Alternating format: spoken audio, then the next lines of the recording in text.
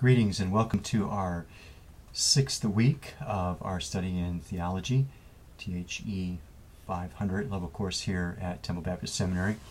I've been really enjoying my opportunity to interact with you through your assignments and appreciate the good work that you're doing with each submission, and trust that these last couple of weeks will be productive for you. And if you're behind a little bit, I trust that you'll not be discouraged, but you'll just keep plugging away and get through the assignments and enjoy the work, as well as develop your competency in these particular matters of theology. Well, in this particular week, we're going to deal with the subject of hamartiology, doctrine of sin. And there are so many important trickle downs from this particular doctrine even today. And for example, one of the things that we want to talk about in your study is the origin of sin, the nature of sin, effects of sin. And when we start talking about sin and how it is transmitted from Adam to the entire human race, a whole discussion opens up. And you see in your reading with regard to Pelagius and what he taught about how Adam was really just a bad example to us. And then you go from Pelagius to a semi-Pelagian view where man is viewed as having a corrupted nature with a disposition toward sin. And then you go from there to an Augustinian view where man is viewed as having corrupted nature and imputed guilt. So these are the kind of things I really want you to wrestle with as you do your reading, and particularly consider them in light of Romans chapter 5 verse 12. I think your decisions or your understanding about how man becomes a sinner or how man is a sinner are really ultimately going to be rooted in your understanding of the intention of Romans chapter 5 verse 12. So give that some account and some attention. Now, as far as trickle down with regard to these views about man, sin, I'm thinking also of how our view then affects, for example, our understanding of the age of accountability. And for those of you in pastoral ministry, when you're dealing with a family that loses a baby or a child somewhere along the line, you're going to have to be dealing with those difficult questions of how to counsel someone in that moment of grief out of your understanding of sin, and how those matters are handled by a sovereign God who is both loving and just.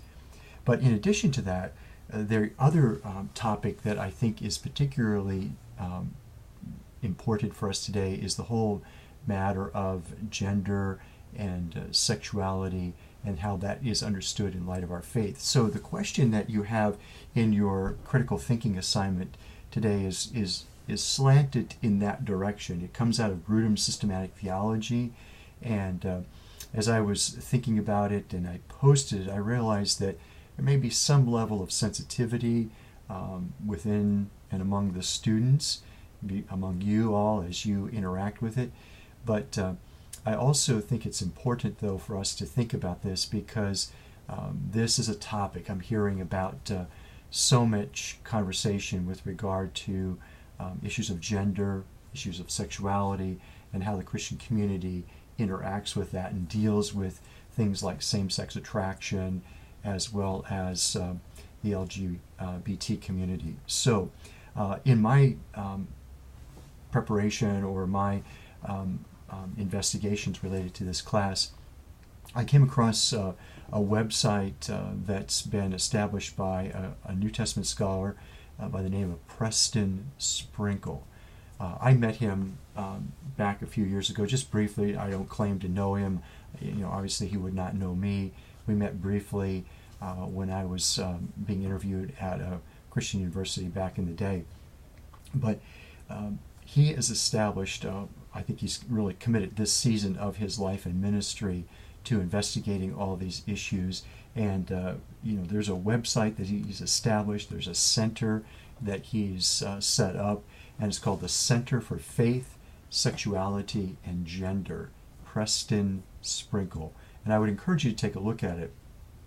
And doing a little bit more investigation, there are some videos that he's posted. I had a chance to look at one yesterday. It's about 20 minutes in length, but the title was very captivating, and it's Hello Church, I Am Gay. And so you might want to take a look at that and just see what you think. Then also, in connection with that, perhaps you are aware, maybe you're not, is the posting of what's called the Nashville Statement. And I think it's a collaborative effort that is put forth by the Council for Biblical Manhood and Womanhood, as well as the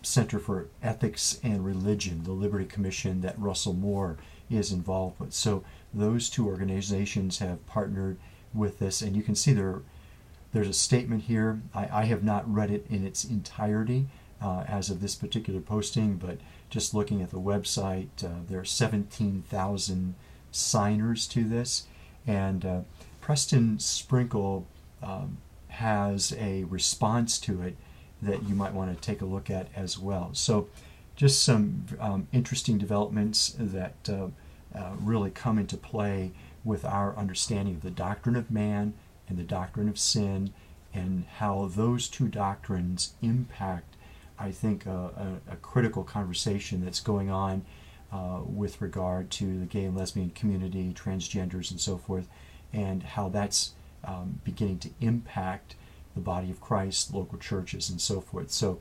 I'm not agreeing, disagreeing with anything. I'm just giving you information about these situations and these statements and the resources that are posted out there that I think are worth your investigation. So as you look forward to your work this week, I trust that your reading will go well, and you'll give some careful attention to your critical thinking assignment, your collaboration with your classmates. And then I did want to mention to you that there are 3 quizzes that you'll need to be taking, and they're posted for you. They're available to you. And as I said in previous video posts, they are not the kind of thing that you can study for.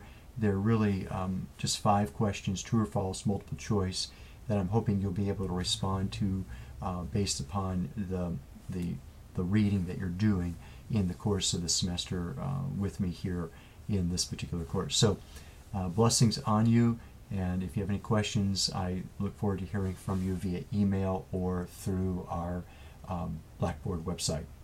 Take care.